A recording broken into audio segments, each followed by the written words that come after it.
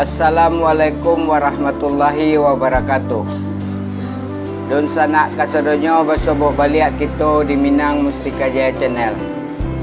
Ambos mendoakan semoga don sanak selalu berada dalam keadaan sehat walafiat. Amin ya rabbal alamin. Dalam video kali ini akan kita coba membahas tentang dengan judul Niniak nan Baduo, yaitu mengenai duo lareh nan ada dalam sistem pemerintahan menurut adat Minangkabau, yakni lareh Koto Piliang dan lareh Bodi Caniago. Namun sebelumnya ambo cibo untuk papantun bukan tambilang mangulampai tambilang panggali pengkuburan, bukan membilang tanda pandai, membilang untuk dipasambahkan. Abo nang kolo jolong marambah antah sape antah banio ladiang na usah diantakan. Ambo nangko jolong menyambah antah dape antah tido salah nang usah digalakkan. Kita tahu duo lareh nado di Minangkabau tu dibantu atau disusun oleh duo niniak itu, yaitu Datuk Katamangguangan dan Datuk Parpatiah nan Sabatang. Dituturkan di dalam tambo bahwa Datuk Parpatiah nan Sabatang dan Datuk Katumanggungan adalah dua orang saudara yang berlainan bapa. Datuk Parpatiah nan Sabatang adalah seorang sosok yang dilahirkan dari seorang bapak yang memiliki darah aristokrat atau cerdik pandai. Sementara Datuk Katumanggungan adalah sosok yang dilahirkan dari seorang bapak yang otokrat atau raja berpunya. Tetapi kedua di antara mereka lahir dari seorang rahim ibu yang sama, di mana seorang wanita biasa seperti lainnya. Datuk Parpatiah menginginkan masyarakat diatur dalam semangat yang demokratis atau dalam tatanannya duduk sama rendah berdiri sama tinggi. Namun Datuk Katumanggungan menginginkan rakyat diatur dalam tatanan yang hierarki berjenjang sama naik, bertangga sama turun. Mari kita dagakan pantun tentang niniak nombor 2 ko. Nak ili ke Indogiri singgah sabanta di ladang panjang, di mana adek mula berdiri iyo di Pariangan Padang Panjang. Pisang sikale kale hutan pisang timbatu nan bagatah. Koto Piliang inyo bukan Bodi Caniago inyo antah. Patah lamaniak di Salido patah tarampeh ate karang. Dipilih anak rangkuriji. Babantah niniak nombor 2 memanggakan lareh surang-surang di dalam hati nan samu suci. Adek de Datuk Katumangguangan nan bagarih nan bapahe nan baukwe nan bakabuang. Pagang naraco yo katian cerang barih kuliah dilie cupak panuh gantang babubuang. Babelok jalan ke Parak lalu ke kampung Kubang Putiah. Dak singgah ke Pakanakai. Elok adek de Tigo Luak haluan Datuk Parpatiah. Urang barajo kamu pakai nan babarih nan bapahe nan cupak nan bagantang tuahnya kato samu pakai cilako dek kato nan basilang. Lareh dalam bahasa Indonesianya mungkin laras. Pengertiannya adalah pemerintahan adai.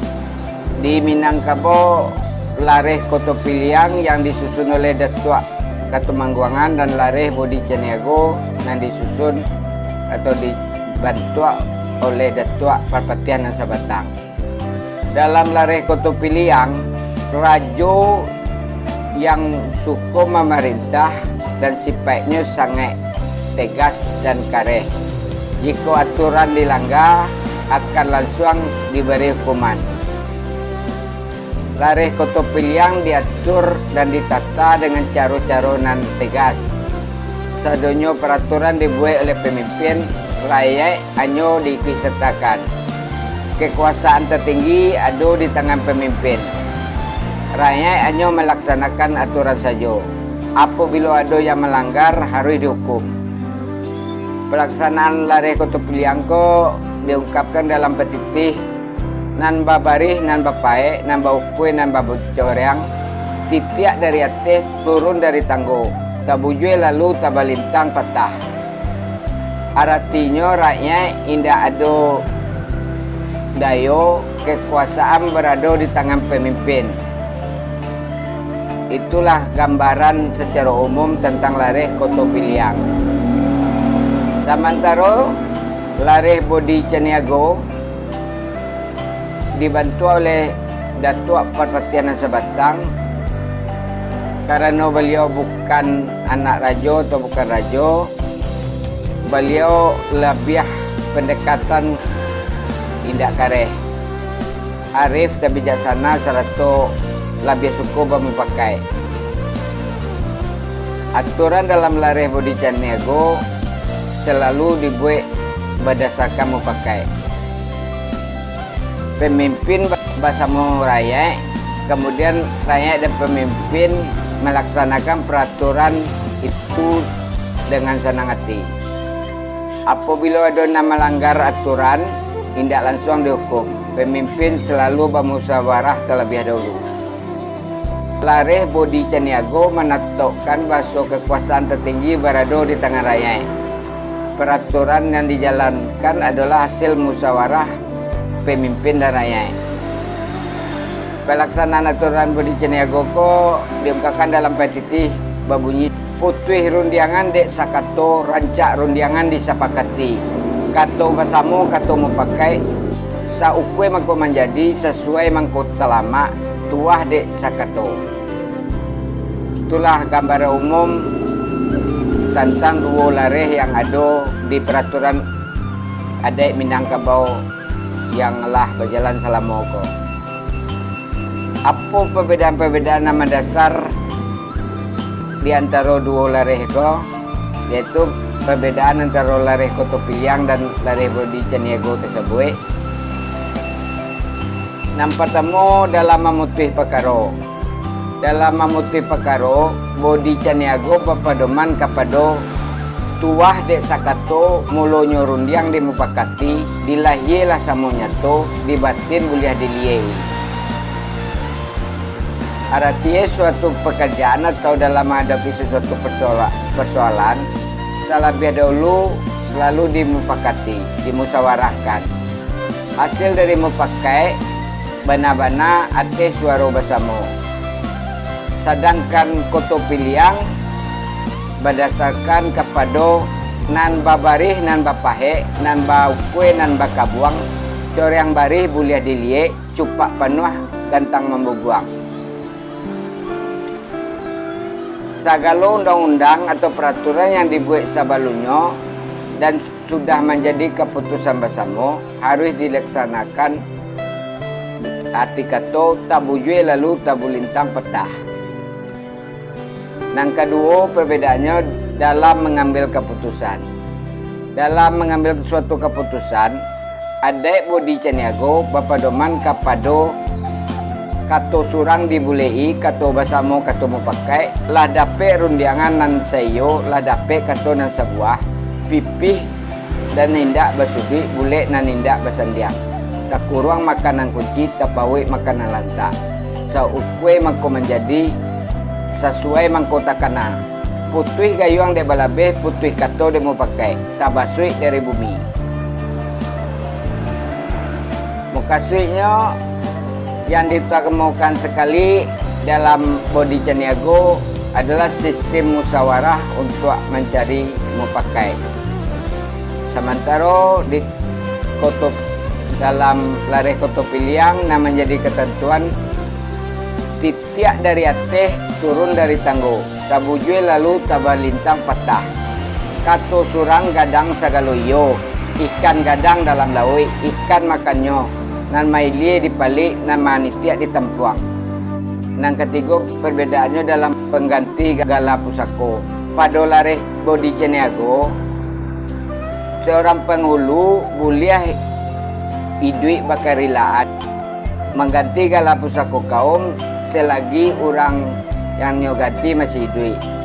Halko bila yang diganti itulah terlalu tua atau telah tidak mampu menjalankan tugasnya sebagai pemimpin anak kemenakan. Dalam adat dikatakan juga, lurahlah dalam, bukitlah tinggi. Sementara pada lareh koto piliang babunyi baka mati betungke budi. Makasudnya gala itu baru bisa diganti setelah orangnya meninggal dunia. Nan kampe kedudukan pangulu.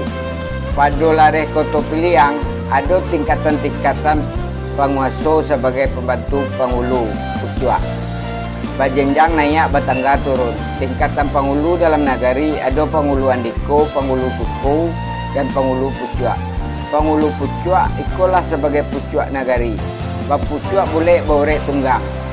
Sedangkan bodi ceniago sadonyo pangulu sadarajai duduknya. Duduk sehamparan tagak sapamatang. Selanjutnya perbedaan yang kelima balai adik atau rumah gadang. Balai adik lareh koto piliang mempunyai anjuang tuok kida bala buah gajah di tengah-tengah. Anjuang tuok kida ada tampek yang ditinggikan. Dari lantai yang lain untuk menempatkan atau menempatkan penghulu-penghulu sesuai dengan fungsinya atau tingkatannya. Lantai rumah gadang koto piliang ada tingkatannya. Maksudnya bila ada persidangan penghulu-penghulu, penghulu tersebut tidak sama tinggi kedudukannya. Mereka duduk sesuai dengan fungsi dalam adat. Sementara pada lareh bodi ceniago, lantai balai adat dan rumah gadang lantainya datar saja.